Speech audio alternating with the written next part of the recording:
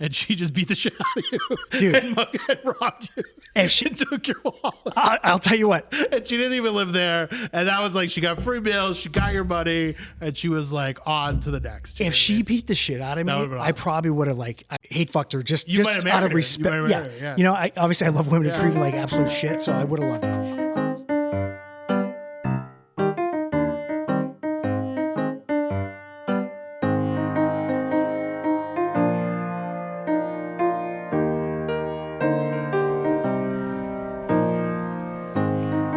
Welcome to Divorce with Friends, the podcast that reminds you if your family has traditions, keep them to yourself because you sound like a fucking lunatic when you share them with other people. I am Bobby Vito, and joined as always is my friend, my colleague, and my partner, Tom. Tom, how are you? I'm doing great. How are you? I'm okay. We haven't done this in November, so today's the 17th of November, is that right? And we had to push it off. Yes. We pushed it off a couple days. Why? So What's going on? my eldest kid is applying to colleges. Yeah. And they have an early deadline and then a regular deadline. So you have to scramble and do the early deadline. And I'm like editing essays, and we're running down different like teachers who need to send recommendations and a million different things. So it's very stressful. It's like the most stressful thing, in my life. Is it more stressful than when you applied? 100%. I didn't care. Also, it's funny, no shots to my parents, but my parents weren't really involved in it. My parents were just like, I don't know, what does the guidance counselor say? My parents weren't involved in this at all. I have a spreadsheet. I have 97 points of I have an algorithm to figure out which college is better. Who was your guidance counselor? I don't even remember, but she was telling me, so I had a terrible class rank, but relatively good SATs. So she was telling me to apply to schools I couldn't get into. And it was just, but my parents were just nobody was editing my essays. Nobody was reminding me. No, I didn't, you know what I mean? It was just I don't think I even applied early any place. I had Mr. Pagliarulo, who was great. Yeah. I don't know if you remember Vinny Pags. Yeah. He had the autograph photo of Ian Ziering on his thing because he came to Bob's stores and was autographing He shit. did a lot of that stuff, I feel like. He was in Boston a lot. Was Yeah. he from Boston? He might have been. But Mr. Pags was like, hey, so where do you think you want to go? And I told him, and he's like, have you heard of Middlesex? And he slides the Middlesex thing over. But that was the other thing too. They all had their own, some guidance counselors would send you to, it was almost like they got a kickback. They'd be like, oh, every kid should go to Stonehill or whatever the fuck, Yeah. Well, there was one, so when I graduated a year ahead of you, Yeah. and there was one guidance counselor whose daughter, who didn't go to our school, but she had gotten into Vanderbilt. I remember this specifically. And scientist and, the guy who works in Hollywood now, they had great grades. And he's like, have you heard of Vanderbilt? And he's shooting Vanderbilt down everybody's fucking which is throat. and you're like, what? And sometimes you'll get so we also, again, just because everything on the last podcast theme of bills, it's everything costs $1 zillion. So we had to get, it's not enough just to have, because the guidance counselors are busy and they have multiple kids. Yeah. So we had to get a consultant who helps with college prep. Oh, okay. So you want a school kind of in New England and these criteria, and then they'll just send back schools that are in different parts of the country. And I'm just I don't. How hard is this? One of the funny stories that you text. So Tom is a great writer. For those who don't know Tom, and Tom sent a note to Toronto Rob and I, and he's like, I love dashes, but I'm checking my daughter's college essay, and there's all these dashes, and it looks like AI wrote it. Yeah, I have to be I don't know. Is this gonna look like AI if I submit this? I know. Yeah. Well, it is crazy too, because with I think we talked about in one of the episodes. There's detectors where a TA or a professor can look at what you wrote and say oh, that was 90% written by AI, and they do it based on the wording, and they also can check depending on how you upload it. I don't know how often you backspaced and how quickly you backspaced or quickly you posted everything. You got to think though that at some point AI is going to figure that out. It's almost like MLB with steroids. Yeah, it's like an arms race. Right? Yeah, where they're testing for this, so Balco and all those companies started making this, and No, then they have that testing software, for that, right? Humanizer software. Yeah. So are you done? Is it done? So those are in, and that's the worst part because they have two. We had this, I think, when we went to college, but not as many colleges use it. But the Common App, almost every college, except so once you have your application ready in the Common App, there's sometimes maybe What's the Common App? So it's just a formatted application that you fill out the application and then you just check off what college it goes to. Okay. So and the other thing too is a lot of these colleges have free applications now. Oh, because before you used to have to pay, the big schools would be and then you X still amount do of dollars. sometimes. It's $25-$50, but it's again, in the grand scale, do you get that money back if you get in? No. Oh, do they roll it towards? Oh, that's actually a good question. I mean, it's only a couple of bucks, but like, I get why they would do it, right? Yeah. Because then you're not going to have everybody just apply. Roll it towards, but like some of these places just want you to apply, so they're waiving it, right? Like a lot of places will waive the fee, so you can just apply to a million places. But so once you have that all loaded up, then you're mostly good. Some colleges will make you do like an extra, like Bowdoin makes you do like 3 extra essays or some bullshit. So, but for the most part, like that's done. So has she picked a winner? Her if she gets preference is Bates. Yeah, Bates, so she actually did early decision. Did you apply there? I think I did. I don't remember, but yeah, I didn't get in if I did. So. But you went to Wheaton. I ended up at Wheaton. Isn't Wheaton like the Bates of the South? No, Wheaton's. She's actually applied to Wheaton too, but Wheaton's easier to get into than Bates. Bates is way more competitive. I never would have get into Wheaton, so that doesn't really jive with me. But you know what? Have gotten into Bates then. These definitely. Schools are like. I wonder if they would take us now though.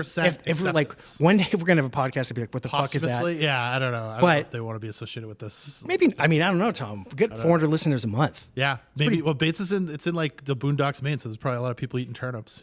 So Bates is down by Portland, sort of. I guess it's like 30 minutes from Portland. It's up. It's up further up. It's a nice school. Great area. Great school. Yeah, great area. Portland's great. We'll see. Whatever. So Tom, let me tell you what I've been up to. So first thing you noticed when you came in, outside of Sadie's back. Yeah.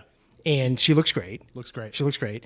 One thing I have to be cognizant about because she's a smaller dog. Yeah.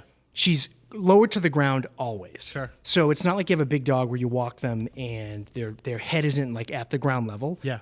This fucking dog eats everything. Yeah. So I'll see her out in the leaves and I have to like start yanking her around because she'll smell something under the leaves and like dig down. And that's how I got into this problem to begin with. Yeah. So it's been a rough couple weeks, but we're back. Funny story though. I told you I came in, my back hurt. I fell in the toilet a week and a half ago. You fell in the toilet? Yeah, so this is we do this podcast, we don't lie, we tell you the truth. Oh, yeah. I fell in the fucking toilet, and here's how I fell in the toilet. Okay. So I have a lot going on in my mind. Cortisol and anxiety through the roof. Okay. If I wake up in the middle of the night and there's any sort of like light hitting me or anything that kind of like I guess stimulates me, okay, I will be awake. Yeah. So I've conditioned myself to kind of like wake up in the middle of the night because I'm old and I have to pee. Yeah. I'll go to the bathroom, keep the lights off, and then I sit when I pee. Okay. It's very non-masculine. Like Larry David. Like Larry David. Yeah. And I do it because it's cleaner. Yeah. I do it because I know there's not going to be any pee there in the morning. I don't want to run into that story like I told you a couple weeks ago. On, right? Don't turn the light on. Yep. Sit down. So a couple weeks ago, my boys were here and they used my bathroom, and I didn't think about it. They all went to bed. I went to bed. And when I went to the bathroom in the middle of the night, the toilet seat was up and I just sat down and I fell into the fucking toilet. I was, And obviously I wake myself up at that point. And as big as I might be now, my ass still fell through the toilet and I hurt my back. So I think that's karmic retribution. You think so? For all the women who have dealt with guys leaving toilets.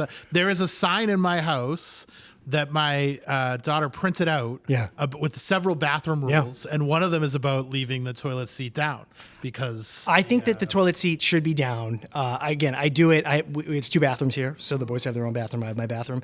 But yeah, I fell in the fucking toilet, and I thought the most emasculating part was having to admit that I sit while I pee in the middle of the night. Yeah, let me tell you, I'm a stander all the time. Sometimes I pee in bottles. Depends. I don't even care. I'll pee wherever. There's no judgment for that. In the middle of the night, I will pee sitting down. No questions asked. Good for you. Who cares? I don't care. Who cares? That's like a stupid. Like I was thinking about this. This is like a tangent off of your thing. But so my whole weekend, right, was leaves, right? Other than I saw college that photo. applications, like. With 60 bags of leaves. You make a lot of money. I thought you would have had a landscape. I know. We have in the past, but it's like it's so much money, and also like it's kind of a cool thing to do with your kids. Like you know what I mean? Like you get the kids out there, you make them do because my kids don't do anything. So you know what I mean? It's that thing of like try to make them do stuff. But leaves is so. It's also like offensive to pay because here's the thing, leaves is like sitting or standing. Yeah. It's purely a social construct, right? Yeah. I don't care what my lawn looks like. Yeah. I don't but care. You want your you don't want your neighbors. The only reason I pick up leaves is because my neighbors would judge me if I didn't pick up the leaves. Yeah. Right? 100%. And it's so stupid and it's so annoying. And I would like to just leave the leaves. But but I can't. Nice. And also, like, if I had it to do over again and I were picking like a house from scratch, I would try to pick one that doesn't have any trees. I totally get that. Yeah, because it's like it's so dumb. It's like this Sisyphusian task. What the fuck did you just say? Sisyphusian task. Oh God, I love you. Sisyphus, he pushes a rock. He's a Greek myth. Okay. Pushes a rock up, and then the rock falls. That's leaves, right? Yeah. It's like, oh, I got all the leaves up down at the bottom of the hill. There's more because they're coming back. Yeah, almost literally. Yeah. So obviously, I live in the Mills now, but had a giant yard. Yeah. And I needed a landscaper because with the two kids and being young, I had to. If I was out there on the weekend, it would be an entire weekend task, right? Which would make you get divorced. Ironically, I found another way to do that. But no, so we had a landscaper, and I forgot how much of a task it is to get leaves because let's say like, I don't know when they start turns, end of September or early October, when the landscapers would come, it would take them 7 minutes to blow 2 acres of leaves off my lawn. And then they would do like a big cleanup right around Thanksgiving. Yeah. And you kind of forget about it. Obviously, to your point, it costs an arm and a leg. Yeah. But yeah, it's a task that like, it's almost the bane of your existence as a homeowner. Like out of all the things that can go wrong with your house and all this other shit, knowing that if you have a yard full of trees, your weekends, October, November, are gonna be fucking full of lawn bags. Yeah, it's inevitable and it's maddening. Yeah. Do the kids like it? The kids hate it. Yeah, they're super lazy. And you like the whole time I'm just thinking like, wow, I've made so many parenting errors because these kids are so fucking spoiled. Yeah, right? I don't know how to combat that. Yeah, they're just like, and it's like, it's right. This is what, right? Kids are trying to do the math, especially my son is like this, of like, how much of a pain in the ass do I have to make this for dad to not want me to do it? Is like, forget it, just go inside. Is there with you a breaking point, or are you like, fuck, we're in it? No, I'm like, we're in it, and I just keep doubling down, and I'm like, I'll take away everything. I'll take away your phone. I'll take away your, and like now they're at the age where they have like, they're kind of, they have like people they're dating that they have like high. That's the thing. And so now it's like leverage. That's like, oh, okay.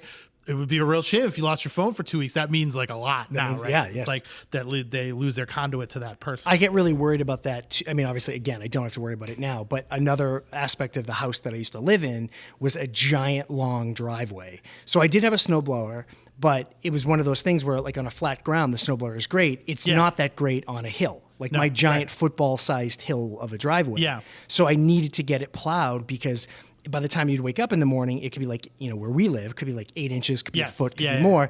That will kill somebody if I let it go. Yeah. Right. So the kids in Ingrid, they were younger, but they never had what I had. I'm sure what you had, which is get the fuck out there. Yeah, right. Shovel. Get the fuck out there. We got a rake, and like I feel like that's sort of I'll tell you, thing like, that's missing. Weirdly, I would rather shovel snow than pick up leaves because shoveling snow, I feel like is at least like it feels like a workout. Yeah. And you're like, okay, I'm like lifting things and moving things, and it's like kind of there's like a finite like you see the end. Exactly. Yeah. You get like a catharsis as you're going, and it's a finite. Whereas leaves, it's just this like low grade, annoying, shitty. Like lower back is kind of vaguely sore, but you're not really getting a workout. You might as well just go for a walk. And if the leaves are wet under the top dry leaves, like, it takes so much to dig them up. You have to do that. Well, that was so like it was nice out, so we did almost all of it. Yeah. And then you can't quite get it done because it gets dark early, and then you're like, oh, now it's gonna rain. Is it too heavy to pick them up or not? And you put them in the bag. Is it gonna ruin the bag? Just leave it on the fucking lawn. Well,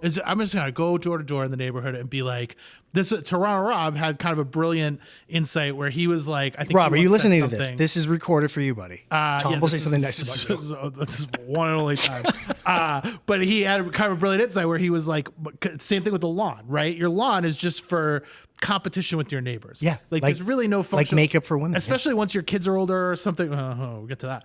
But like, but especially when your kids are older or whatever, it's like, who gives a shit about your lawn, right? Yeah. Like the dirt is functionally the same as a lawn. Nobody cares, but everybody cares because it's like, you don't want your neighbors. So I was like, yeah, I will start a service almost like that movie Dirty Work, but like for lawns where I will ruin your neighbor's lawn, right? So that yours looks good in comparison. Was this Rob's idea? Like, I think this is it was like a collaboration. I'll give him credit for it if he wants. He doesn't have a lot going on.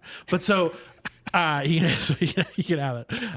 But yeah, so you should like ruin your neighbor's lawn, right? Because then the value of your lawn is good by comparison, right? Unless you're married to the Greek, and it doesn't matter how beautiful his lawn is. She's like, there's a dry patch in the front. Oh, you said that. You said that. Listen, I got to give him credit where it's due. Yeah. So outside of what's been going on with the dog, and I fell in the fucking toilet. Yeah, you fell in the toilet. I fell in the toilet. But what's the next thing you noticed when I came in? Because I said it right away, and you went, this jacket. So yes. So we're still in the autumn of jackets. We're still in the jacket. So this is, I was going to give it to you before we started, but we didn't have time. Yeah. It probably weighs like 8 pounds.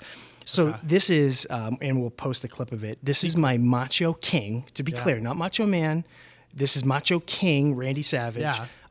Replica sort of tribute jacket. He wore a cape very much like this.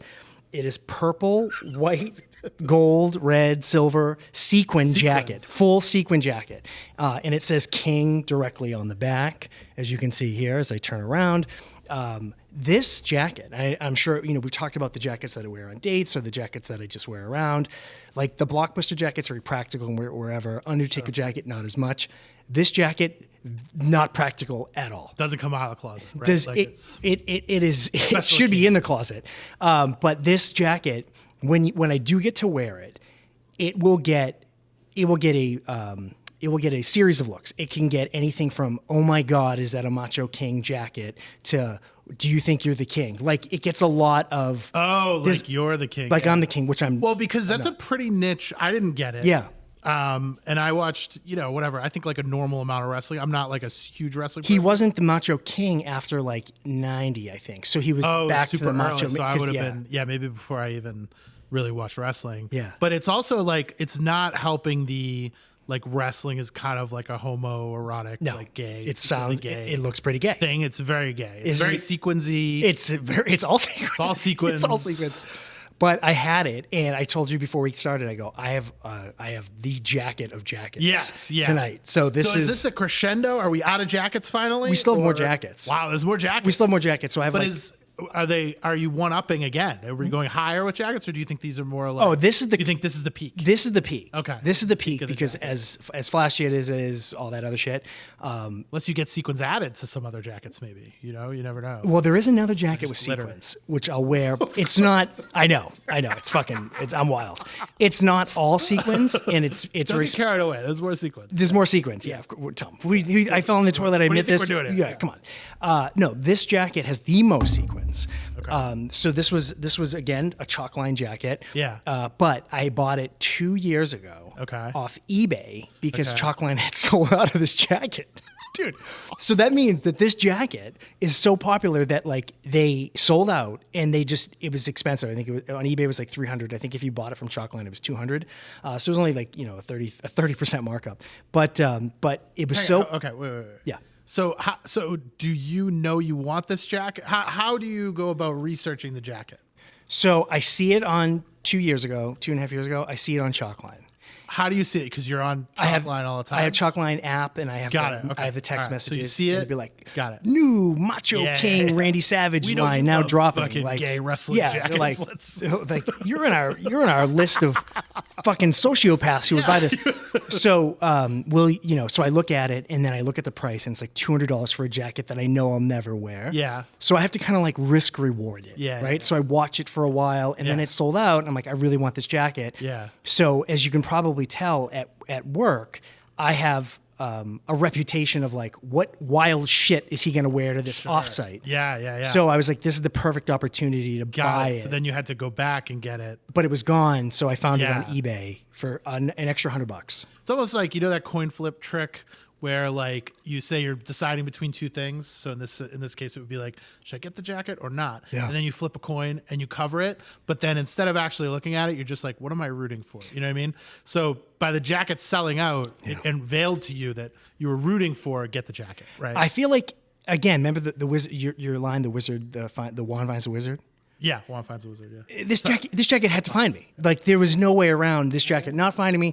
So this is the Macho King Randy Savage like tribute jacket, and the autumn of jackets continues on. Indeed, it does. I have one thing to circle back on. Please. So you fell in the toilet. I fell in the toilet. my back hurts. Like my I was back trying to get to my right. leaf bit, but how did you hurt your back? So when I fell, I stiffened up to try to brace myself. So you're falling in. I'm falling in. And then you're like, what? Whoa. All right, so I'm sitting down. Yeah. Hands are where they normally would be. No phone, anything. I always do this thing with my eyes where I kind of squint them because I want the least amount of light. I got it. No light. So I sit down, and as I sit down, I realize that I should be hitting a seat at this point, and I'm not now. So panic kind of sets in for that split second. Down an elevator shaft. Yeah, and I it's like that dream where you're falling. Yeah. So I realized I was falling, so I tightened my back up, and I fell back to the right, like JFK, back into the right. So I fall, and I hit my lumbar, like the back of my hip,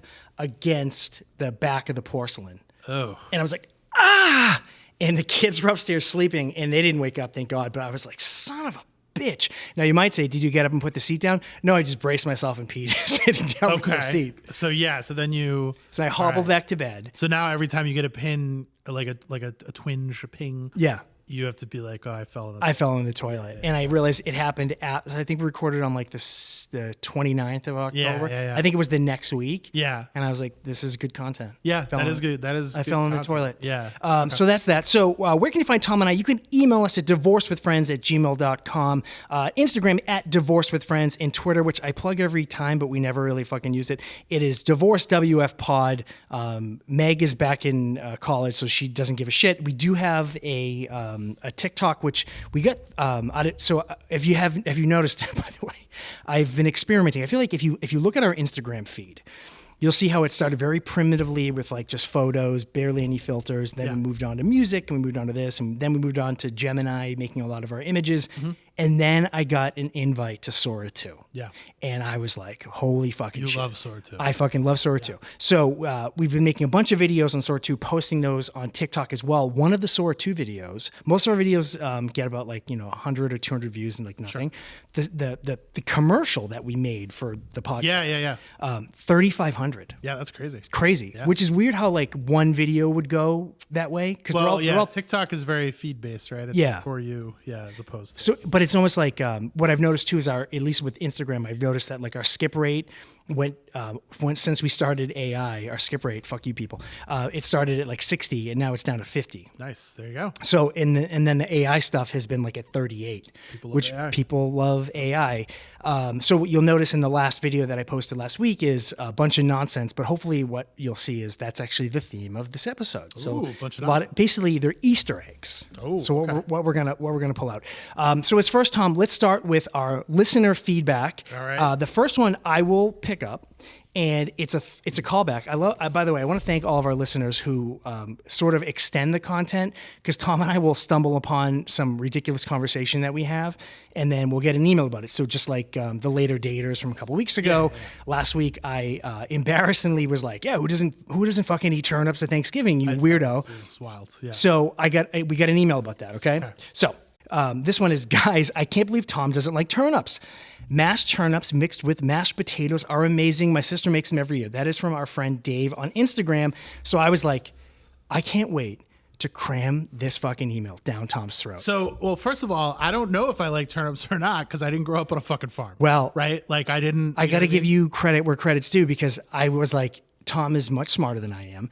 And if I just say one email is fact, in really it's just anecdotal, he'll probably destroy me. So I Googled. Yeah. I went to the old Google machine, and I was like, is our turnips lowbrow? And here's what it came back with. Yeah. They became common fare for the poor in livestock, especially during times of scarcity. So I stopped my search right then. Yeah. That was the first pop. Yeah. And I was like, maybe he's onto something. And ultimately, it's funny how Dave, who's from the same town as us, he doesn't live there anymore. He's down in the Carolinas. But he had the same experience of mashed turnips mixed with the mashed potatoes.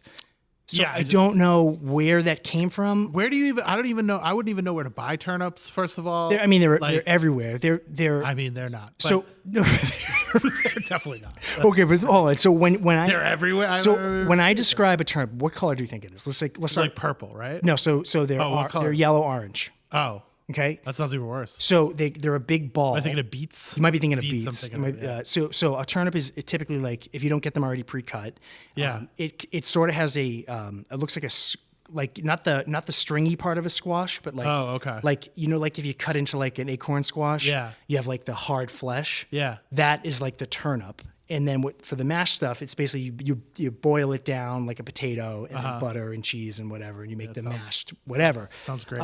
But it got me thinking though, because this is Divorce with Friends. Yeah. And we're a week and a half away from Thanksgiving. Yeah. So it was, what would our friends Ooh. bring to a Friendsgiving? Ooh, we were going to host it. We were going to do our first ever Divorce with Friends, Friendsgiving. What do we have? So here's what I have. So I'll go first. Okay. Toronto Rob, I think he's going to bring poutine and cigarettes. What do you think about that? Yeah, poutine, cigarettes, and just like a terrible attitude, I would say. Yeah. Probably. And like a lot of bad political takes.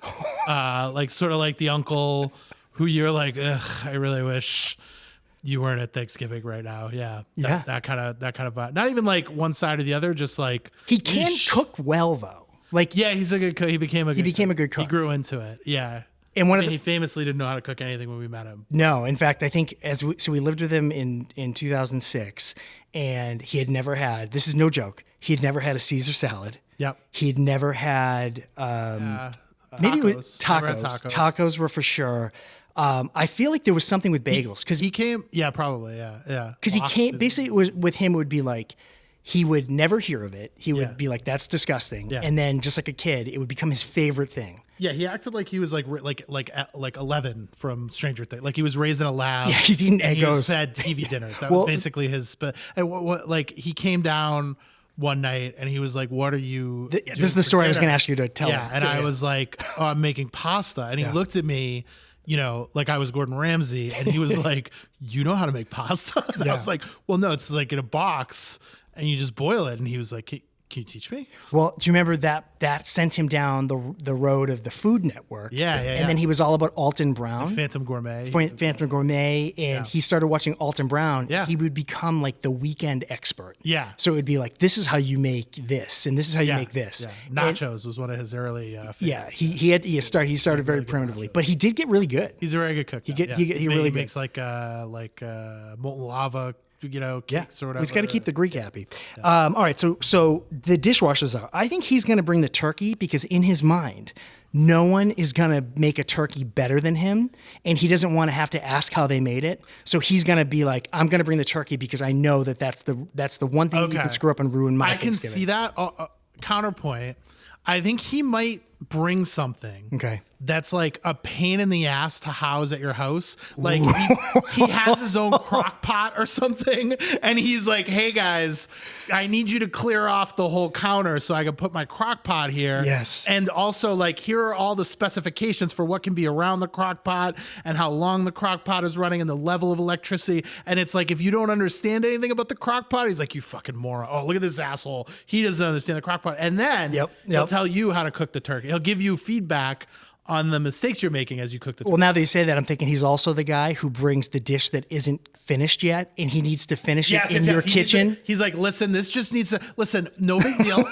No big deal. I know you got a lot going on, but I need 3 shelves, and this is just going to take 64 minutes, and it's on like 534. Exactly. So nothing else can cook with it. A totally different temperature than everything else. So temperature that nothing else could share. All right, I'll buy that. So then I moved to Lindsay, and I think Lindsay's going to bring some sort of pie, like definitely a pie. But I'm going to say Lindsay's going to be like, I bought it because Lindsay's not. Lindsay's not true. Lindsay's not. I don't know. I'm sure she's going to be pretty pissed about this, but like I feel like she's going to bring a dessert, and it's going to be, she was driving by Wegmans or she was driving by somewhere on the way, and she was like, I got to bring something, and she just bought that dessert, which is fine. I could see that. Lindsay seems like a thoughtful person, though. Okay. So what I would say is I bet Lindsay would bring something that fills like a gap you don't. I feel like everybody brings dessert. It's the easiest thing to do, right? Yeah. It's like you can pick one up. Everybody has a dessert that they do. You know what I mean? That's like easy to do. So I feel like she would like bring a gap, like, oh, you don't have water, you don't have ice, you don't have you're giving Lindsay a lot of credit. Yeah. I think Lindsay, there's a place in Connecticut where she's from, Stu Leonard's. Yeah. She loves Stu Leonard's, and I feel like she's gonna be like trying to sell you on how great Stu Leonard's maybe, is. Yeah, so she's gonna go to Stu Leonard's. Yeah, I like that. That's my guess. Yeah. And the last one was A on Gmail. I think he's gonna bring nothing because he's a fucking asshole. and by the way, I know we've talked about this, that every time I bring up A, he comes back, and we haven't heard from him since the voicemail. Yeah. So maybe this is his invite back. If he still listens, I haven't heard from him in a while. Yeah, I don't think he brings anything. Bring something to mock you, though, right? You think he so? would bring, like he would bring like a single turnip and be like, "Oh, look at this asshole," you know what I mean, or something. The worst part is I'd probably love it. I'd be like, that's true. Hey, like, thank you. Maybe you can tell me your real name. So I think that would be our Friendsgiving. What do you think? I like that. I think that's good. Yeah. All right. So the next one is makeup and friendship. So this is a rebuttal from Caitlin. Bobby, who made you so enlightened? Oh, okay. Who made you so enlightened? I thought it was more of like a and then but it's not. All right, the commentary about makeup is unfortunately spot on. Yeah. I will, however, disagree regarding women's friendship commentary. A 5 with a good attitude. God help the ladies you are seeing. Okay, so Caitlin on Instagram. I will say, okay, so for those who don't know, my comment on makeup was women wear makeup to compete with other women, and then I was basically like, women are typically shitty friends to each other. Caitlin is basically saying, you're right about the makeup. Yeah. You're a fucking idiot when it comes to the friendship thing, which, by the way, I think I've softened a little bit because as the more I've heard feedback from that comment, they list all their friends, and I'm not going to, your lived experience is important to you. I'm not going to say that you don't have good friends, but I do think that the makeup, though, is this thing where it's like, I need to wear makeup to go out so I look good, so I be, either more attractive or more confident, more whatever. And I think, again, if everybody just stopped wearing makeup, then it's so a social construct. I agree with the first part of your point, like the idea that it's like broadly, it's for lots of people. Obviously, for Caitlin, I'm not like denying Caitlin's lived reality. For Caitlin specifically, it's for other women. I'm sure that is frequently the case. Or just like for everyone, it's not necessarily like, oh, I'm trying to like get someone to date me with this makeup. So that part I agree with. It's like more of a broad thing. Your second point, though, flesh out your second point for me. What's my second point?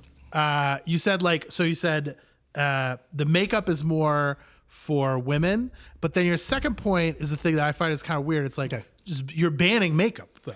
Oh, I'm not. It's not that I'm banning it, but I think the original email that we got 2 weeks ago was my girlfriend didn't have mascara on, and she was like, "Why didn't you tell me?" Right, and he was like, "I didn't know that. I didn't know that you didn't have it on." Yeah. But my point was, she already had a boyfriend, so if it wasn't, what does she care? Unless it's for other women, you know what I mean? Like, she's not looking for other guys. Maybe I don't remember the whole context of the email, but she's not looking for other guys. So if she's not wearing mascara and her boyfriend doesn't notice or doesn't say anything, then if she's upset about it, like, who is she really upset? Who's mocking her, or who does she feel less than by not having it on? Yeah, but it could be. So A, it could be everybody. Yeah, and B, it could be fine that she has it for the other women. I think she was on the prowl. Maybe she was, yeah. And again, like I said, maybe the boyfriend's like a loser and she's trying to trade up. I feel like that could be the case. Our listeners are not losers. We're not doing another apology. Agree to disagree. But most of you guys are losers. But and then the other. But what you're saying is kind of like you're saying. I think you tell me if I'm wrong. That the makeup is almost like picking up the leaves. Sort of. Right? It's like a necessary evil for your neighbors, right? It's you're not really doing it. I think that's spot on. Thing, right? I think you're doing it for other people, because like if makeup didn't exist, then we're not talking about, like, that email obviously doesn't happen. But if makeup doesn't exist, if no one's wearing makeup to compete with other people, then we're not talking about. But what I was saying was that women would never make that agreement because they wouldn't trust that other women would follow through on it. Oh, I see, and that dovetails into your like women can't be friends.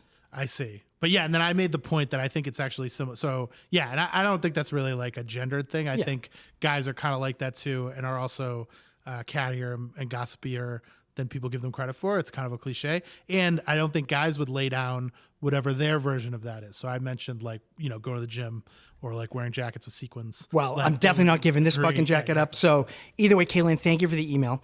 The next one is, I'll read this one, but it's my ex's friend is sort of a hunk. Wow. Okay, so this came from Sarah on Gmail. Okay. So Bobby and Tom, your advice hasn't been terrible. Oh, by the way, I appreciate that, right? Your advice hasn't been terrible, so I thought I'd reach out to get an objective opinion, or at least a non-judgy one. So hypothetically speaking, and I do mean hypothetically, if a woman were to find her ex's friend suddenly attractive, like, wow, did he always have that jawline attractive? Would that be a terrible life decision? Or just a mildly spicy plot twist in her post-breakup era? I mean, I've already done the hard work. I've healed. I've journeyed, buried a symbolic candle. I even deleted his Netflix profile, which, by the way, from episode 2, smart move, okay? Yeah. I think that earns me at least one morally questionable flirtatious night. Of course, the friend in question is being all respectful and hesitant. Decent manner, so inconvenient. Meanwhile, I'm over here trying to decide if this makes me the villain or just a woman reclaiming her joy, one bad decision at a time. Anyway, before I make out with him or run away forever, I think I check with the counsel, that's you, thoughts, warnings, encouragement, or a flowchart. That's from Sarah and Gmail. So my instant take is, as much as I would love to hear the follow-up to this email, I think ex's friends are off limits. That's just my opinion. Yeah, I think it's, so two things. One, it's like, when you go to the friend who is going to give you the advice of a certain, like, that goes a certain way. Mm-hmm. Like, I think if you're coming with this question, you probably know it's not a great idea. I don't know that coming to us with that question is pretty questionable in itself. You're probably not going to get this. I just think it's like it's unnecessarily. There's a lot of people in the world, and there's apps now, and like it's probably just like unnecessarily messy for you, particularly if it's just like he's got multiple people have nice jawline. If you don't have some kind of deep connection or anything, then I would say keep it moving. I totally agree. Not to dismiss this email, but I do think that you're playing with fire out of the gate. I can just imagine a situation where he picks to hang out with your ex over you. It's a fight. You're never going to really feel comfortable that he's with you, I guess, is like sort of what I'm thinking. I would joke about it. And I would like, in my mind, be like, that'd be great to fuck my ex's friend. Right. That would be phenomenal. But I wouldn't actually do it. I feel like it's, to your point, there's a billion other people out there. Just find someone else with a nice jawline. Yeah, too messy. Like go work on. I mean, you said did some work, but like go work on. Did she, Sarah? Sorry, but did you? Yeah, whatever's telling you to do this, like work on that a little more. Yeah. So we're gonna say no. The last one is very Jerry Seinfeld-esque. It's what's the deal with alimony? So Tom, you want to take this one? Oh boy. All right, here we go. All right, this always gets us into trouble. All right, guys. Hope you're doing well. I'm just sitting here writing the biggest check of the month, alimony. Now, let me be clear. Child support, totally reasonable. Kids need stuff, shoes, food, Wi-Fi, therapy, thanks to their parents, obviously. That's fair. But alimony, that feels less like financial support and more like I'm paying some kind of emotional parking ticket. Like, hey, sorry for the years of mutual disappointments. Here's a check to help you get over me. Every time I hit send payment, I feel like I should include a note. Thank you for the memories. Please enjoy this monthly reminder that my poor life choices still have a billing cycle. I swear at this point, my ex's lifestyle is being powered entirely by my regret and direct deposit.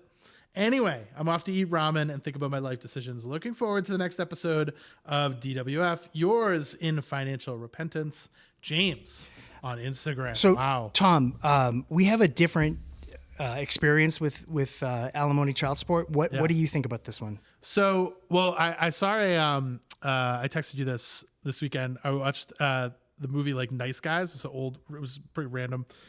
Came on Ryan Gosling and Russell Crowe. Oh, yeah. And so Russell Crowe is like a bitter, I think divorced guy. And his line is, marriage is agreeing to buy a house for someone you hate. Okay, you sent that to me, and I loved it. And I was like, where did that come from? So maybe you didn't tell me because we're going to talk about it. I don't think I put that in. I just put like, what a quote.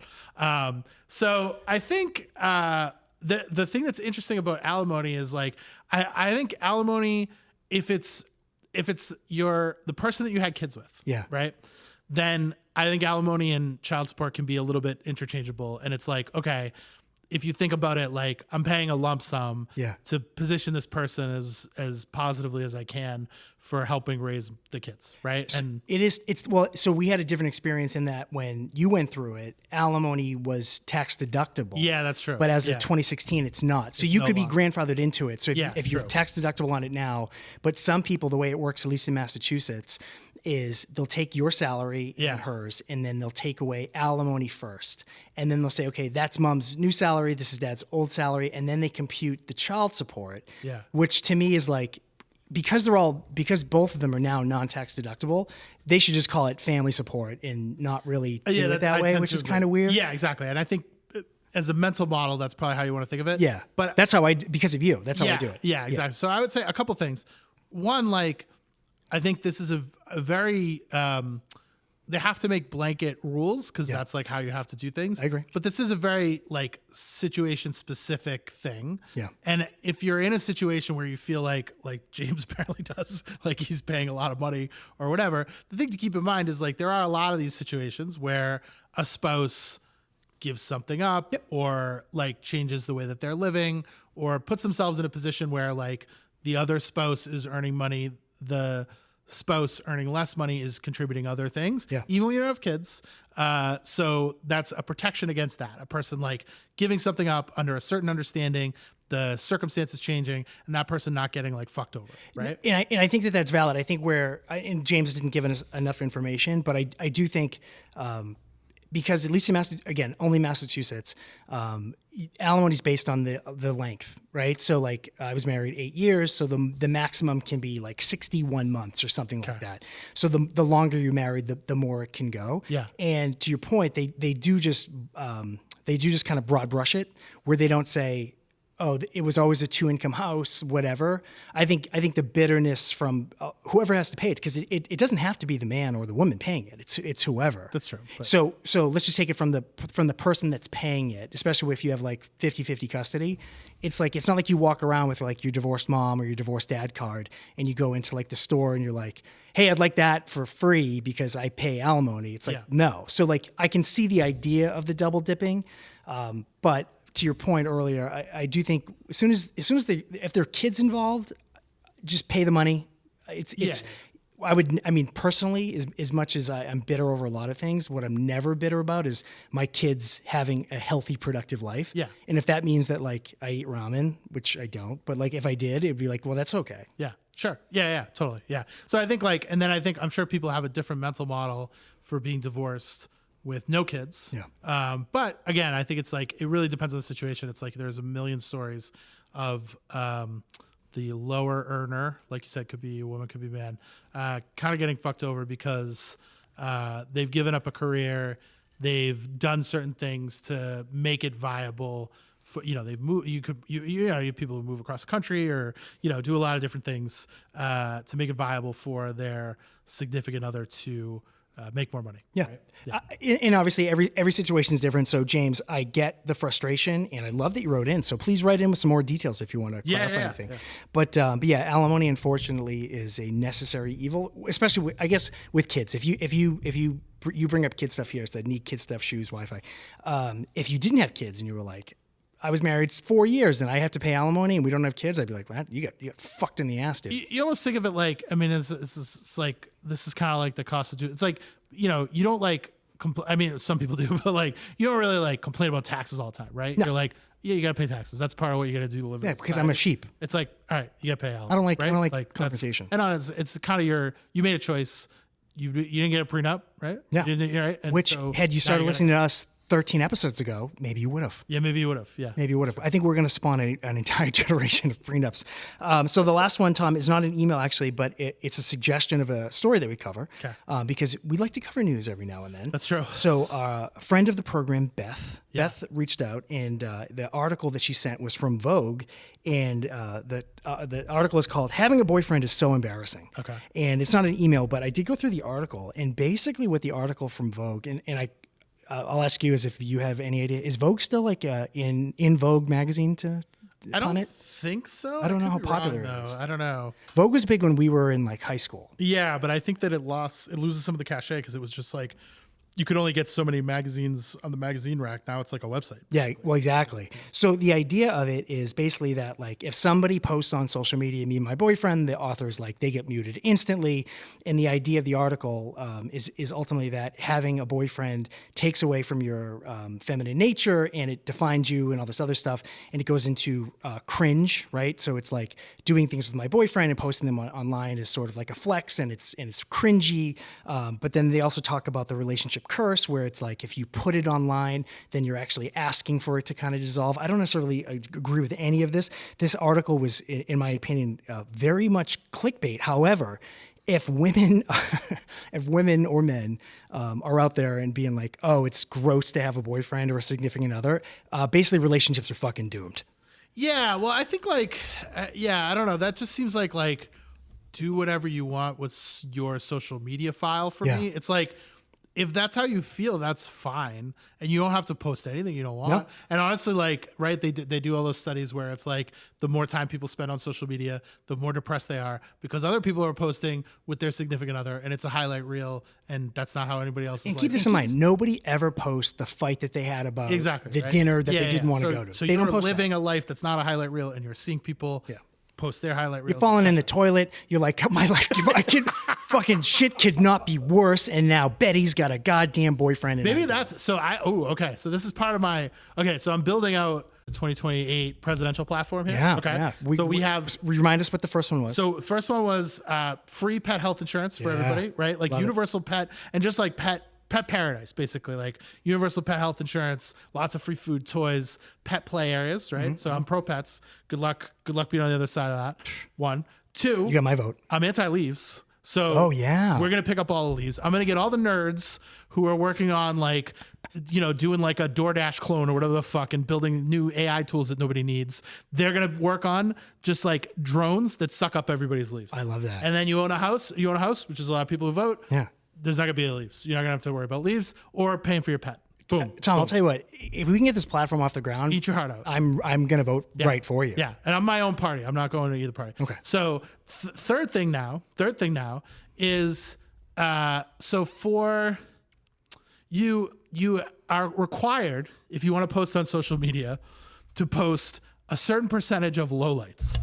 Okay? Oh, I love it. If you want to get your vacation photo, right? Yeah. Onto Facebook or Instagram or whatever else, right? Where you're like, you dieted down and now you've gained like 20 pounds and the water weight's back. Yeah. You don't look like you did for that vacation. Stop taking creatine gummies. Exactly. Yeah. You can post that, but you also have to do a quick reel about how you just fell into the toilet. You know Tom, I feel like you've given this a lot of thought, and that is amazing, because I like that. It's almost like you're paying into the system. Yes. So you can take out the good, right? But you've got to put in the bad. Yep. You got to put up like an embarrassing, and it can't be one of these like, humble brag, oh my God, I just like, it's so embarrassing. Look at my hair today, but your hair actually looks great. None of that bullshit. You fell in the toilet. Like you fell in the toilet. And we have like a censored version of you falling in the toilet. Dude, I love that. Okay. And again, I had no problem admitting that I fell in the toilet. Yeah. I didn't put it on social media because I was like, I feel like this is good content for the pod. Yeah. But I will. But listen, we have like a loneliness crisis. Yeah. And we have people feeling like sort of other than from other people. That's gonna bring us together because everybody's gonna be vulnerable. People are gonna be like, oh my God, I fell in the toilet the other day. Like there's a bunch of other losers falling in the toilet. Well, I do hope this then. So for Beth, who wrote in, for anybody who does feel like having a boyfriend now is kitsch or cliche or cringe, as they say these days, right? Tell us why. I am curious about this. I don't know if this is like a epidemic or a pandemic or something going around. Yeah, but I didn't realize that relationships were cringe. I do think that like the social media of like showing all your highlights, to your point. Yeah. Obviously, and you know these people are, but you see them and you're like, get the fuck out. Yeah, there's a tipping point, right? Where it's like, okay, that's too much. But I think some is probably fine. But again, maybe it's like, maybe it's exactly that. It's like, you're your relationship isn't going great or whatever. So, yeah. All right. So as we move into segment one, there's one more news story, and as we're going to end on like a kind of a high note, I want you to, I'll give a little bit of background. Oh, okay. You sent this to me, and I did some research, and it's fucking hilarious. Okay. So Horny Bob Ryan. Horny Bob Ryan. So we're in Boston. For those who don't know, Bob Ryan is a famous reporter for the Boston Globe. He retired after 44 years. They called him the quintessential American sports writer. Yeah. He's 79 years old. Yeah. And he has been exhibiting some extremely horny behavior on Twitter. And I told you when you sent this, I love when old people accidentally show us their boners on social media. Yeah. So before you say this, so I want you to know, I did work at the Globe. Yeah. I never met him. Okay. I did see him at the caf every now and then. Yeah. He suspiciously ate alone all the time. He does kind of look like a curmudgeon. Yeah. But I didn't hate his stuff. No, I always liked his writing. And he was on like Sports Reporters, like the ESPN show. Around the Horn. Yeah, he was a very around the horn. And he was a very respected writer. He wrote about the heyday '86 Celtics. Yeah. Oh, he's a huge on the Celtics bus with reporter. those guys. Yeah. And had like kind of he's kind of like a story. He's been on like Bill Simmons' podcast. He's got a historic. And he wasn't the Shank. He wasn't the Dan Shaughnessy who was like, I'm going to find a reason to ruin everything. Everything was not negative. Yeah. But he had a lot of hot takes. He was like, not surprisingly, like hated the fact that everybody shoots threes now, right? Like that kind of thing. But generally, he was like, I thought he was a really good writer. I liked him as a kid. And he's kind of like one of the most well-respected, I would say, in the country, like sports reporters, right? Yeah, of course. And so that's why this is very funny. So, yeah. So he retires, and I didn't even know, actually, this is bad for me. So I obviously read, but I don't, I'm probably aiding to the death of American newspapers because I read things on Twitter or Instagram or wherever. I didn't know that he retired. Yeah. But what I did know was that he is liking pinup girls, sexy chicks, stories and posts all the time. And the ones that you sent me was like, it was like this smoking hot chick smoking a cigarette. And she's like, does smoking make me less attractive? And I forget what he said, but he comments on it. Well, she was all tatted up. Oh, yeah. And it was do you find me attractive? And he was like, no, exclamation. But then a different older lady sitting down at the bar. But who looked maybe a little classier to Bob. I don't know. Yeah. But she was a little bit older. Yep. She said, like, if you find me attractive, say hello. And now these are written clearly by like bots, right? Like there's not a woman behind this. This is a picture of a woman who probably doesn't even know that she's on the internet, right? Sadly, I know exactly what you're talking about. Yeah. But Bob Ryan replies as though like this woman is waiting to hear from him and is like, hello. She's gonna be like, I know you as the quintessential American sports writer. Thank God he's like, hell no. Super famous Bob Ryan. So I think this is funny because it's like, and he also generally just kind of tweets like your parents do, where it's like they don't know the format, they're not sure how long it's supposed to be. It's sometimes it's just an emoji they text you. Yeah. It's kind of like and it's like there's no they sign it maybe like, hey, from sincerely Bob Ryan. It's almost like he thought he was sending a message or he didn't know how it worked because it's like if you go to his Twitter page and you go to his replies, you can find them. Like, because once you sent me a couple screenshots, I was like, how many more are there? And there was a couple. Yeah. So not to, I don't know if Bob Ryan's going through anything hard right now, but Bob Ryan, keep showing your dick, keep showing your heart on Twitter. It's entertaining. I think that if that's going to be the way that you go out, I love it. Well, I think we need to give him a formal invitation. To Divorce with Friends? To the house with the old people. True. To the old people nursing home. Yeah, Goldenrod retirement castle. Yeah. The Dirty Birds would love him, dude. Right? Like he'd be all about it. Yeah, he would.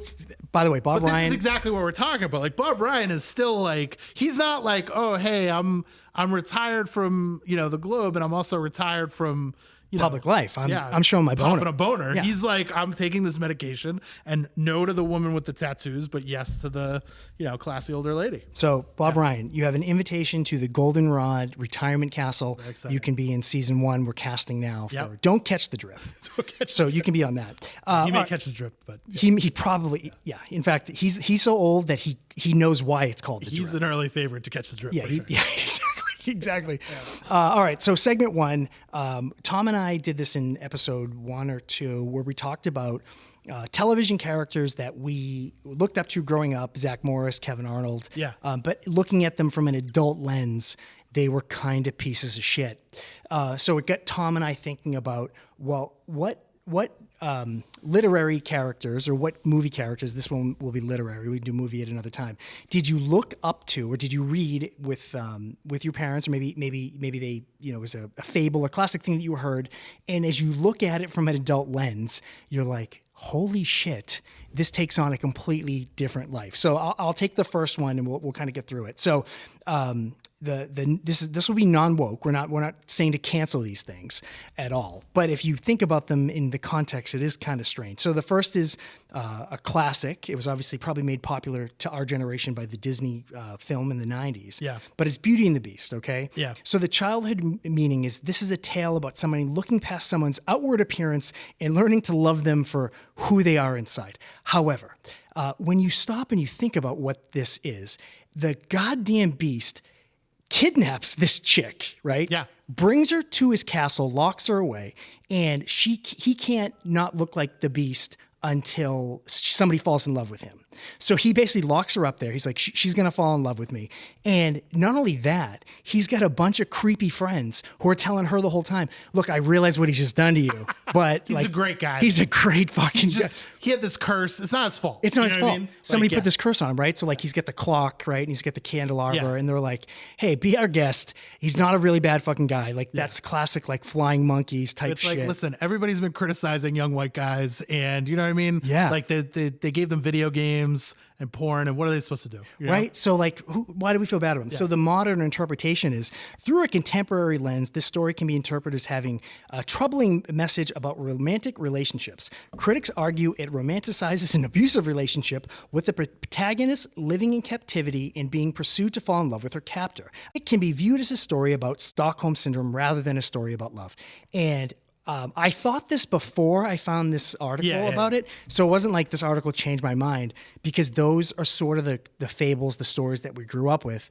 And that's just one of the ones that we're going to cover today. Do you agree with that? That if you look at it through today's lens, super creepy. It's definitely creepy. And it's funny because kids who are raised, I think like in this era are like, what the fuck is this, as they get older, right? Yeah. Even if they might watch it when they're younger and be like, oh, okay. But then when they kind of like revisit it, they're like, what is this? The other thing about this one too, which is true of most of these, I think, is like these Disney shows, and this was in like Game of Thrones too, like the characters who this is happening to are always like 13. Yeah, she was young. Like she was super weirdly young. Like Little Mermaid, like all these, they're super weirdly young, which like Megyn Kelly wouldn't mind. Did you see that story? She's basically like, how old is a pedophile? Be a pedophile be like 15-year-olds. Like that's ridiculous. You're like, what? Well, she corrects it. It's like a pedophile means you like prepubescent, and there's something else I don't even know what it's called. That's sort of like the news version of, remember last week you joked like when you go home and you're like, oh yeah, you fucked the Easter Bunny, right?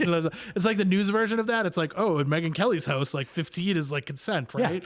Yeah. And remember, you know who did that too?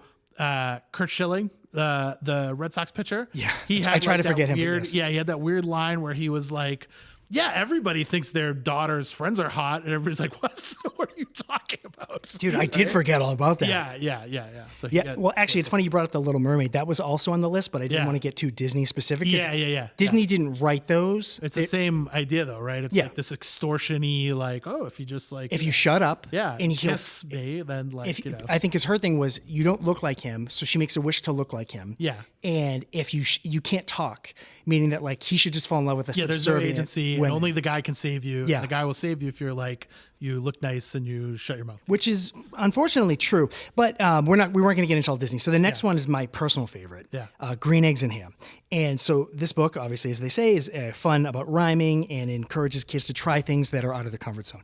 Now, having read this book with my kids multiple times, the first thing I was thinking of is like, Sam I Am is high on fucking smack, and he's fucking, think about it, like if you replaced Green Eggs and Ham with like crack cocaine, all the shit that he was doing, you'd be like, this makes perfect sense. Yeah. So I think of it from the lens of, my parents had me read that book because it's like, be tolerant. If somebody wants you to try something that you haven't tried just because you think it's different, don't do it. Yeah. But those are the same fucking people who'd be like, just because your friends are jumping off that bridge doesn't mean you jump off that bridge, right?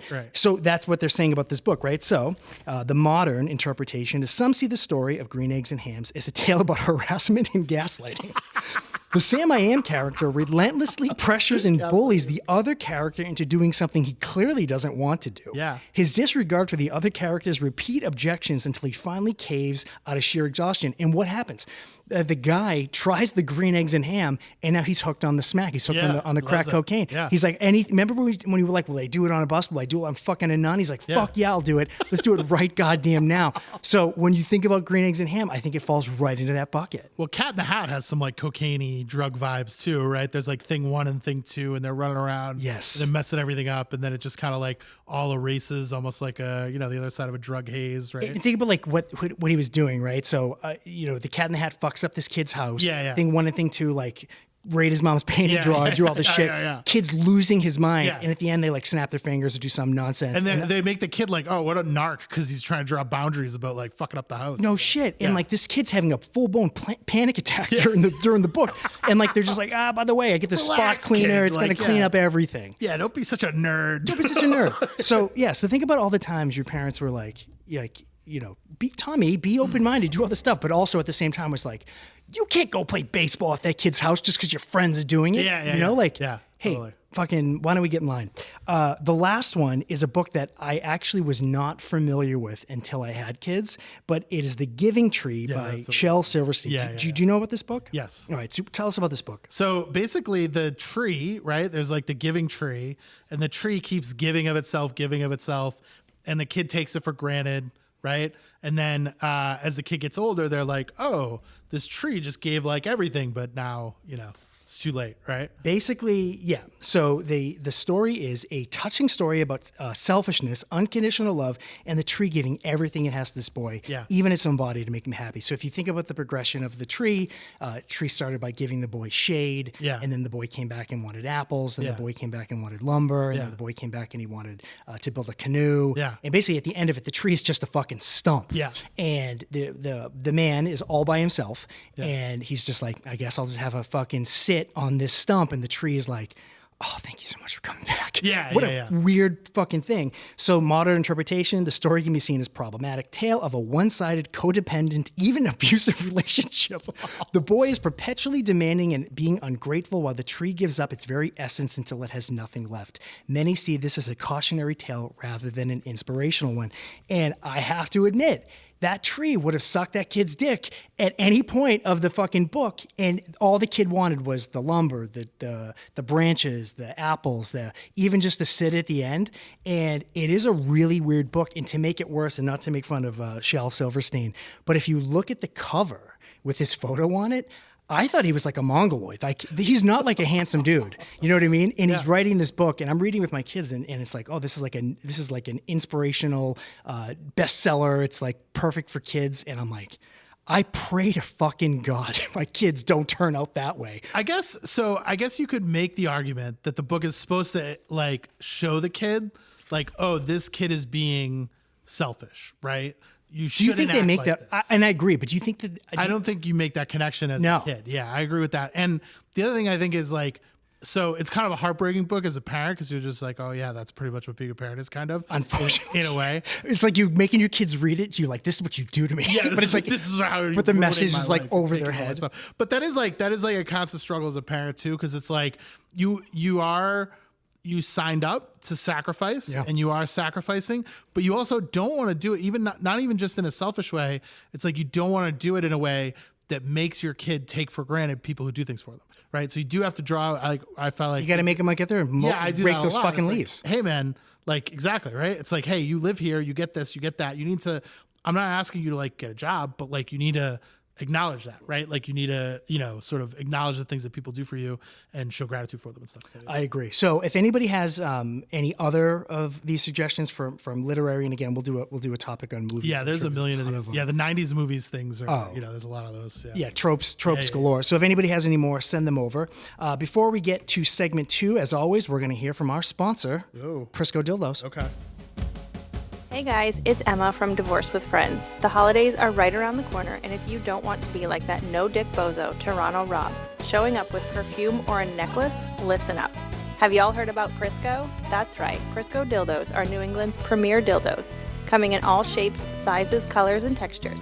Get a Prisco dildo at your favorite adult novelty store and check out Bobby's personal favorite, Prisco Home Molding Kits, the best way to make sure that stocking is stuffed, just the way she or he likes it. And remember, not only does each Prisco come with a free download of the Better-in-Law podcast, for every dildo purchased during the holiday season, Prisco Dildos will donate a can of cranberry sauce to the food bank, because they are that fucking awesome. Find them online at PriscoDildosNE.com. And remember, if it doesn't say Prisco, you're just fucking yourself. You are just fucking yourself. Yeah. Great copy, great read. Great copy, great move not donating turnips because no one would eat them. Apparently no one would eat them unless you were livestock. All right, so segment 2, Tom, we're actually at an hour right now, which is phenomenal. And we have a special surprise after this story as well. Okay. So we get some feedback from the last couple episodes, and they were like, hey, Tom, Bobby, we loved the flow of the last couple episodes. Nice. Do you have any more dating stories? Ooh. So currently I don't, obviously with Hollywood, I don't have any current dating stories, but there's a ton of gems in the cellar, if you will, or in the vault. The cave. In the cave. I think it's more like a cave. It's a fucking cave. It's a cave. It's a cave with tons of green eggs and ham, if you know what I mean, just hanging out there. So one of the stories Disney princess is locked in there. Yeah. Oh yeah. Belle and her dad are up there. My friends are like, he's not that bad. Like fucking give him a fucking shot. But I do have a ton of stories, and some of them we've alluded to. So I did have to check the notes to make sure that we've never told this story. Okay. Which we haven't, but I have kind of given away a little bit of it. Okay. So this is the first date I ever had on what we would now consider the apps. It was Match.com in 2011. Okay. But this was not an app. Back then there was no app. So you actually it was like literally on a computer. On a computer. Yeah. So this is kind of, we talked about where like, you'd have to, be clandestine and like, go into incognito mode and do whatever. So you may know this story, but you may not. So basically it's a story that has not changed over the years that I've told it. It's very, at the time, it was a very like cautionary tale, because I would tell people that and they were like, well, here's your mistakes. I'm like, no fucking shit. I'm well aware of all my mistakes. So in 2011, I joined Match.com, and it was a browser-based device. In fact, I've checked out Match.com as recently as 6 months ago, just for podcast reasons, and even the app is shitty now. So it's like they were probably hitting their heyday with Match.com. All right, so I would have to go into a conference room. I used to work in the Seaport, and I would go into a conference room that had like no windows. I didn't want anyone to see what I was doing. Lock the door, incognito browser, and like sign in to like either message people or see who liked me, right? Because it's not at your fingertips anymore. You have to go do this. So within a week, I start talking with this girl who goes by the name Kat, K-A-T, okay? Turns out Kat lives in Framingham, and her photos look exactly aesthetically of what I'm looking for. Got it. She's thin, she's blonde, I'm shallow as fuck, so whatever. Sure. So we start talking, and she lives in Framingham. And I was the king of Framingham State, Macho King. True.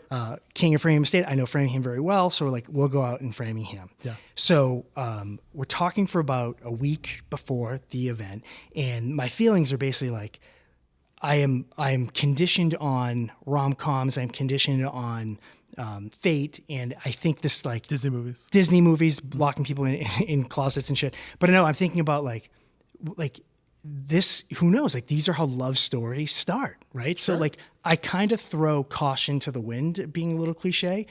The only difference is I didn't have any caution. I just looked at everything as like, hey, if this works out, it's a great story, right? Because like, what's the worst that's going to happen? So a couple days before the date, I think the date was like on a Wednesday night. On Monday, she messages me. So again, I'm like, blocking my calendar off to go to this conference room and like making sure nobody can use this conference room incognito. And I get a message from Kat, and the message is, hey, my car broke down. I can't make the date. Okay. And I'm thinking, instead of being like, this was what should have happened, I was like, well, I know Framingham. Where do you live? I can come get you. And she writes back that, hey, I live by the train station / the Chicken Bone, which if anybody knows that part of Framingham, it's like the worst part of Framingham. I don't even think... sounds like I didn't need to know Framingham to know that by the train station and the Chicken Bone was a rough part of it. It's pretty rough. And in fact, it's like, it'd be like one of those parts of the city where I don't even think the train comes to a full stop. You have to like run and catch up with it and jump on, or just like jump off while it's still running. Because they're not stopping over there. Right. But I'm like, I know that area. It's not a problem. I go, I'll pick you up. So I was driving driving the Mustang at the time, like fucking feeling like Cocky McCocksteins, driving the Mustang, go to pick her up. And she gives me the address, which I think is like it's like a multi-family house. Yeah. And she's like, park under this street light. So I'm looking at that light as kind of a reference. So I park under the street light, and as she gets in the car, I kind of like hold my breath, and I'm thinking like, this could be great, right? Yeah. And when she gets in, the dome light's on, but then she shuts the door and it's like instantly black in there. But before she shuts the door, I kind of like get like a peek at her, and my life, it's like this night is already over in my mind. This girl is fucking massive, okay? And I like, dude, she had catfished the fuck out of me. So again, like, it's not like I'm making fun of her, but it's like, she was not like anything like her pictures. Like, she probably was like triple the size of her fucking pictures. And she's like, oh, hey, thanks for coming to get me. So I'm like, I got to be polite, professional, whatever. I know around Framingham. So she's like, do you want to go to the British Beer Garden on Route 9? And I was like, fucking fine. So we're driving there, making small talk. And the whole time I'm thinking like, it's 7 o'clock, 7:30, have a drink with her, take her home, get the fuck out of here. Yeah.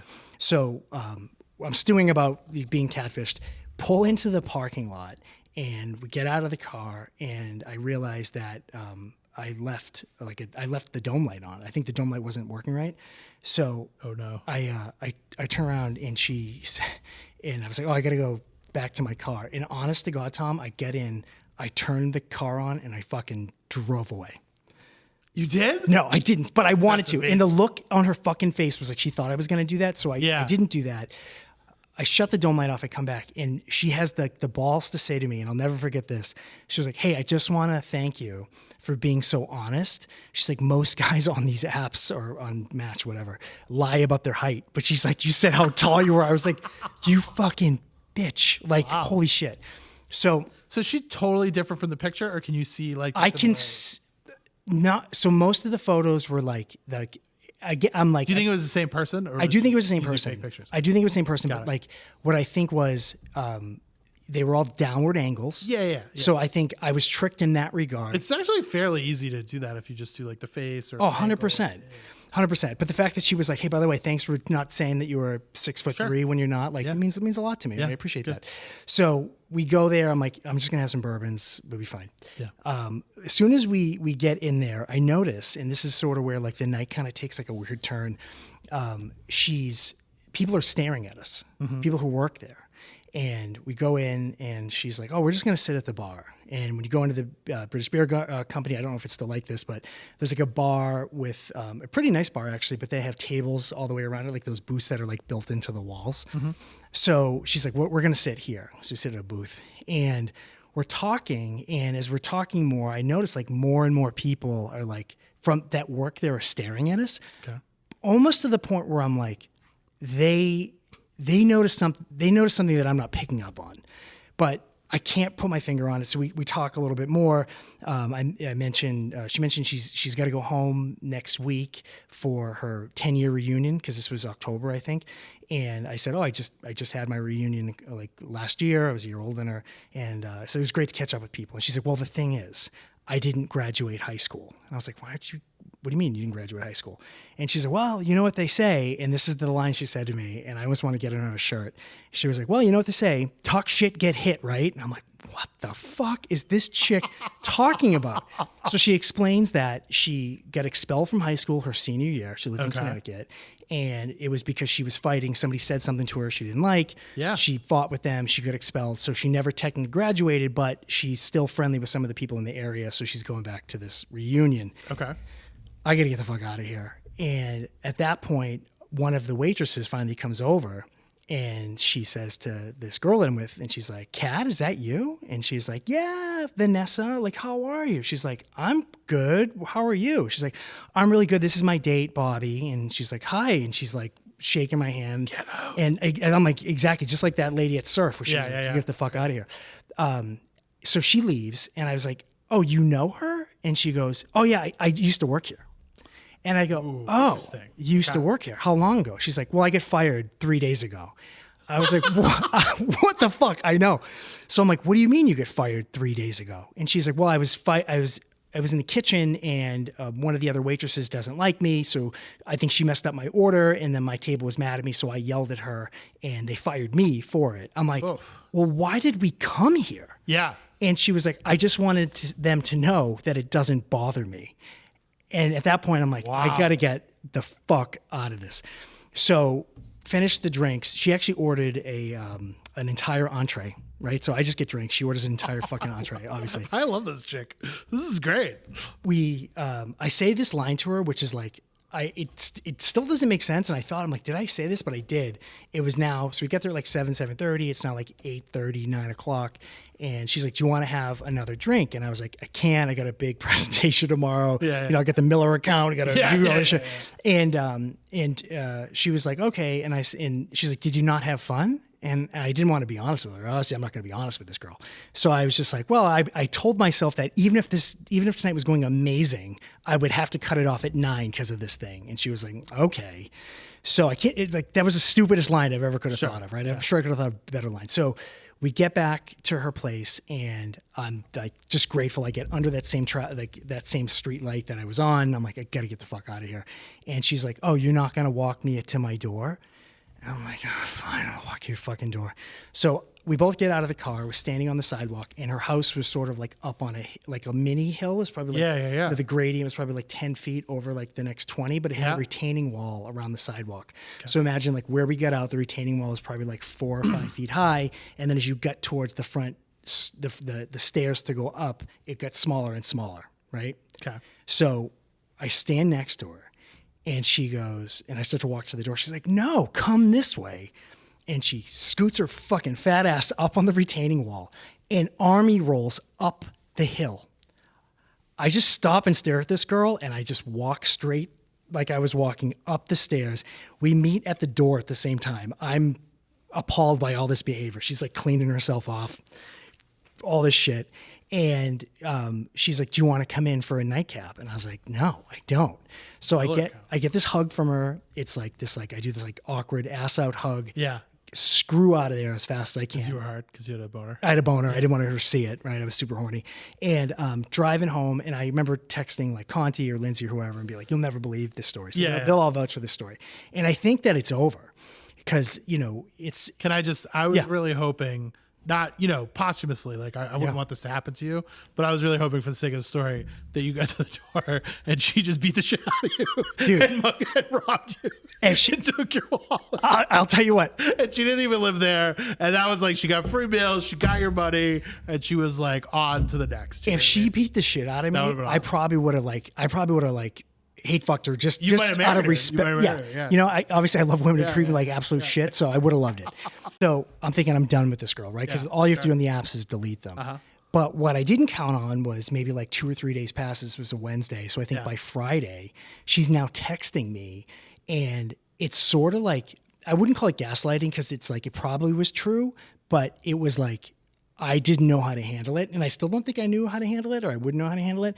But she said, you know, obviously I don't think I'm your type, but I don't have a lot of friends in the area. So even if you just want to hang out as friends, like I'd like that. Yeah. You know, and I remember staring at this. I think it probably came in at like 3 or 4 on a Friday. And I'm just staring at it for like a little while, being like, do I respond? Do I do whatever? And I remember what I did. I deleted the text and blocked her number. I never responded. So in hindsight, I look back and it's like, am I the dick? Like I will gladly take that interpretation. It's like I was sort of the dick. So I think it's always nice in that situation to just like give the other person the, hey, like even if you want to block or whatever, like just give them the like, hey, yeah, probably not a fit. I'm really busy right now, but like I hope everything goes well. And then you delete and block so that they kind of know like, okay, that's what this is. They don't spend, I mean, obviously they get the idea eventually, but they don't spend the extra wheels like, oh, what? Maybe he's going to write back. I wonder if he got this. Maybe blah, blah, blah. But I don't think it's like a dick move. But I do feel like you missed out on like some fun times. I feel like, I'll tell you what, if I stayed with that girl, this podcast would have started 8 years ago, right? Yeah, we wouldn't have to wait. We wouldn't have to wait as long as we did. Well, or even just as no friend was on the table either. That's like, seems like it should be a wild time to go out with. You know? It is crazy to be like, I think in a way, there's obviously something wrong with this girl. Yeah. Right. And taking me to the restaurant she just get fired for. I know, but I love that. I think that's great. I think that's a riot. It's the weird thing is like I say these stories and it's like super cat. The wand finds the wizard. This fucking shit. It's got at some point, dude. Something about you. She was like, "This is my guy." It's something about me. It's like I put myself in these situations. So I remember like telling people I worked with at the time, and they were like, "Oh, well, when you go out with someone, you never pick them up." And I'm like, information that would have been helpful. Right. You meet. Right. You meet. Yeah. So now I know. And then it'd be like, you only get drinks. You plan it at a time where it's only drinks. Yeah. And I didn't. Right. I planned it for like 7:30. So it's like dinner is probably on the table. So it definitely was a lot of like my own rookie mistakes. Yeah. And her being as unself-aware as she probably was. Yeah. And I just was like, I'm fucking here right now. Yeah. I gotta live through this for a story later on. So that's my story about my first date on Match.com. I actually this would have been October-ish of 2011. Deleted it right after that. Yeah. A year later, started dating who became my wife. So there you go. Obviously, I make poor decisions every day, and that's no different. But that was the first. She would be a great ride or die friend to have right now. I'll tell you that. I'll see if I can find her. Yeah. I'm sure she still lives by the chicken bone. I probably could find her at the fucking chicken bone. Awesome. All right, so Tom, we actually have some exciting news today. Yes. After 14 episodes, I think after like 7 episodes, we stopped with the NDB for a little while. Yes. Because we had a bunch of people write in, but some of them weren't good. Not that they weren't good, but we didn't think that the guys were actually that bad. Yeah. That people were kind of picking on the guys. Right. But we have a friend who's back. Ooh. Pharmacist Pam. Remember Pharmacist Pam from episode 2? She is back with another No Dick Bozo. Ooh, I love it. And Pharmacist Pam is bringing us Derek from Salem, New Hampshire. So we're going to do that thing. We'll play pause. We'll talk about it a little bit. But I heard this. You haven't. It's phenomenal. Great. You ready? Yep. Hey guys, it's your favorite neighborhood pharmacist, Pharmacist Pam. That accent. So back to refill your prescription for reality with another episode of Divorce with Friends, No Dick Bozo of the Week. This week's winner, or should I say patient, is Derek from Salem, New Hampshire. Okay, so we have Derek from Salem, New Hampshire. A couple things about Pharmacist Pam. I haven't seen her in a long time, but we catch up every now and then. And she's like, hey, I got a winner for you. Yeah. And as soon as I heard her voice for the first time, probably since like June or July, I was like, God damn, I miss you, Pharmacist Pam. It's electric. She should be in like a Matt Damon movie. Yes. She's in the Towns. She's in the sequel to The Towns. So let's hear more about Derek from Salem, New Hampshire. Okay. Derek clocks in at a solid 6'2", and if you think his height is impressive, just wait, because he insists that you measure his girth. You hear that? Ooh. So 6'2". Yeah. But I saw the photos. It was like 6'2". Size, but here's what matters. Yeah. Check out my girth. Thick quads. He probably means. Yeah, it's probably exactly what he means. Because apparently nothing says emotionally stable like leading with circumference. Yeah. Now, Derek's photo album reads like a brochure for men who peaked at a Bruins game. We've got the group of shots, the Fenway pose, the Gillette Stadium smirk, with the pose next to Tom Brady statue. Yep. Yeah. Need it. But my personal favorite, a solo moment in front of the Christmas tree at Tuscan Village, rocking a t-shirt that proudly says, "You can't make pickle bread without dildo." I have seen that fucking shirt before, okay? It was like you can't make pickle bread? You can't make pickle bread without dildo. So the shirt, it has a picture of like a pickle that looks like a penis. Yeah. And I've seen that shirt at like Spencer Gift or something like that. And it was like one of like not a Hot Topic. What is pickle bread? Nothing. Is that a thing? No, but it's like you can't make pickle bread without dildo. Phenomenal shirt. But Derek's proudly rocking it out there. A poet, a philosopher, and a walking HR violation. Oof. But don't worry, Derek's got depth. He claims to know over 50 songs on the ukulele because nothing screams sex appeal like a grown man in a tank top strumming "Somewhere Over the Rainbow." Kind of classy. He also's into wine tastings, live music, and a direct quote from him: "Never passes up a chance to go fishing with the boys." Ooh, yeah. Translation: emotionally unavailable and probably texts you once a week from a boat. Yeah. Yep. Listen, now, I mean, Derek isn't a bad-looking guy. Maybe with a haircut, a little humility. He might even be dateable. But between the girth talk, the dildo t-shirt, and the ukulele songs, I think we can safely diagnose him with chronic overconfidence and acute delusion disorder. So congratulations, Derek. You are officially this week's No Dick Bozo of the Week. And always, remember, love may be blind, but your pharmacist sees everything. Now go and get your flu shot. Pam, thank you so much. Great submission. I love it, and we haven't done this in a while, so we're gonna now thank Pam and Derek for our No Dick Bozo of the week. Thank you. Absolutely electric email, Pam. Pharmacist Pam, the way that you say words tickles me in all the right spots, and obviously. Derek is the No Dick Bozo. So we haven't done it in a while, and hopefully if you have any more submissions, anybody out there, please send them to Tom and I, divorcewithfriends@gmail.com. And Tom, as we finish that segment, we're at 1 hour and 24 minutes. So we're getting really good at it. Yeah. But now it is time, unfortunately, to say goodbye. Yes. So Tom, with the plugs and the closes and the thank yous, as always, why don't you hit us up with yours? We'll thank our friend John Bernthal, who we kind of committed to, so I'm not going to complain about lack of interaction from John for a little while. Thankfully, no Toronto Rob voicemails in this episode. So no, but we might have something in the works. He's on vacation right now. That's unfortunate. We got a little bit in the works. Okay. Well, we might not too, so do tune in. He's, I don't know. Oh my God. He's just like blowing up our text thread with like stupid space takes, and he doesn't actually know anything, but he changed his tune on 3i Atlas. Right. He went from like, it's just just an alien craft. Yeah. At first he was like, it's just a space rock. Oh, so and then he maybe nobody should have given a shit. Is that maybe? But then now he sent something. It was like 3i Atlas pivoted after Mars and now is pointing right at Earth. I looked that up. I can't find that anywhere else outside of where he sent it. Yeah, he made it up. He thinks he's like sort of sending it like a voodoo doll, like sending it to my house. But I'm not afraid of 3i Atlas, and I'm not afraid of Toronto Rob. So. You'd be more afraid of Kat, who lives by the chicken bone.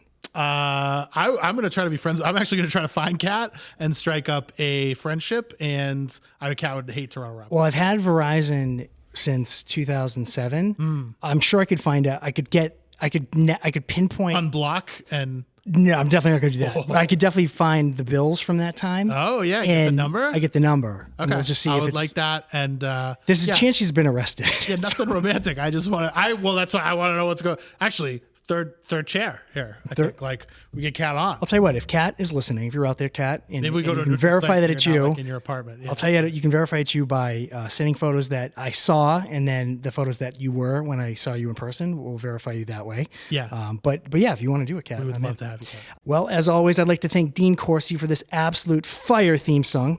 You can find Dean Corsi at Dean Corsi Music on Instagram. You can email Tom and I at divorcewithfriends@gmail.com, Twitter at DivorceWFPod, Instagram at DivorceWithFriends. Podbean will distribute this podcast to all of your favorite apps like Apple, Spotify, Amazon. Like, subscribe, smash, review, and we'll see you in 2 weeks. Happy Thanksgiving. Bye-bye.